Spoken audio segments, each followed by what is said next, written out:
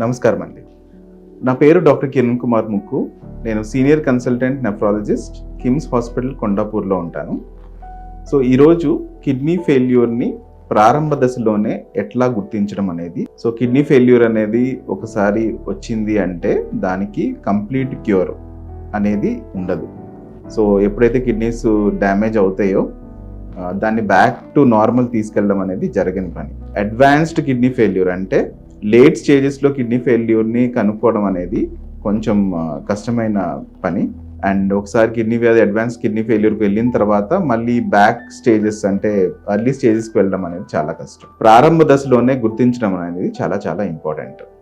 So sugar patients కానీ, BP patients కానీ, family history అంటే ఫ్యామిలీలో ఎవరికన్నా కిడ్నీ వ్యాధి ఉన్నా సరే, లేదా స్మోకింగ్ ఊబకాయం ఉన్నా సరే, పాలిసిస్టిక్ కిడ్నీ డిసీజ్ ఫ్యామిలీలో ఎవరికన్నా ఉంది అంటే మీరు కూడా టెస్ట్ చేసుకోవాల్సిన అవసరం ఉంటుంది.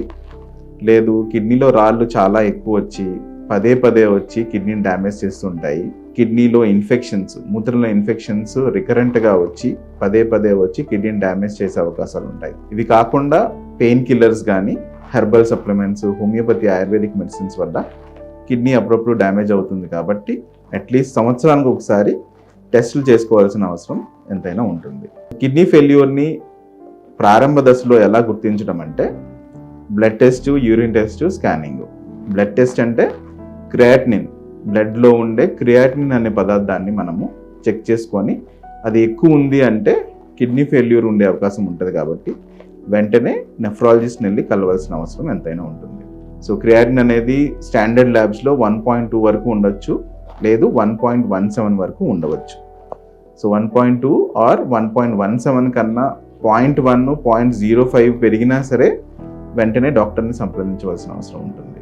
యూరిన్ ఎగ్జామినేషన్, మనకి యూరిన్ అంటే మూత్రం టెస్ట్ చేసి యూరిన్ ఎగ్జామినేషన్లో ప్రోటీన్ పోయినా సరే, లేకపోతే కొన్ని కణాలు ఉంటాయి అంటే ఎర్ర రక్త కణాలు ఎక్కువ ఉన్నా సరే, పస్సెల్స్ అంటారు, చీము కణాలు అంటారు, ఇవి కూడా ఎక్కువ ఉంటే కిడ్నీలో ఏదో ప్రాబ్లం జరుగుతోంది అని అర్థం.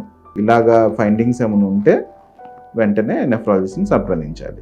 మూడోది అల్ట్రాసౌండ్ స్కానింగ్.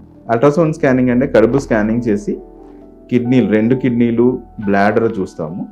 సో కిడ్నీలో సైజ్ చూస్తాము, కిడ్నీ డ్యామేజ్ చేంజెస్ అంటే పారెన్కైమల్ చేంజెస్ అంటారు, ఆ మార్పులు ఏమైనా ఉన్నాయా అనేది చూస్తాము. ఇవి కాకుండా మన కిడ్నీలో రాళ్ళు కానీ, కిడ్నీలో నీటి బుడగలు అంటే సిస్టులు కానీ ఇవేమన్నా ఉండే అవకాశాలు ఉండొచ్చు. కాబట్టి ఈ మార్పులు ఏమన్నా ఉంటే వెంటనే మనకి నెఫ్రాలజిస్ట్ దగ్గరికి వెళ్ళి చూపించుకోవాల్సిన అవసరం ఉంటాయన్నమాట. రిస్క్ ఫ్యాక్టర్స్ ఏవైతే ముందులో నేను రిస్క్ ఫ్యాక్టర్స్ చెప్పానో ఆ రిస్క్ ఫ్యాక్టర్స్ ఉన్న వాళ్ళు అట్లీస్ట్ సంవత్సరానికి ఒకసారి అయినా సరే టెస్టులు చేయించుకోవాలి. చేసుకొని ఏమన్నా అబ్నార్మాలిటీస్ ఉంటే డాక్టర్ని సంప్రదించవలసిన అవసరం ఎంతైనా ఉంటుంది.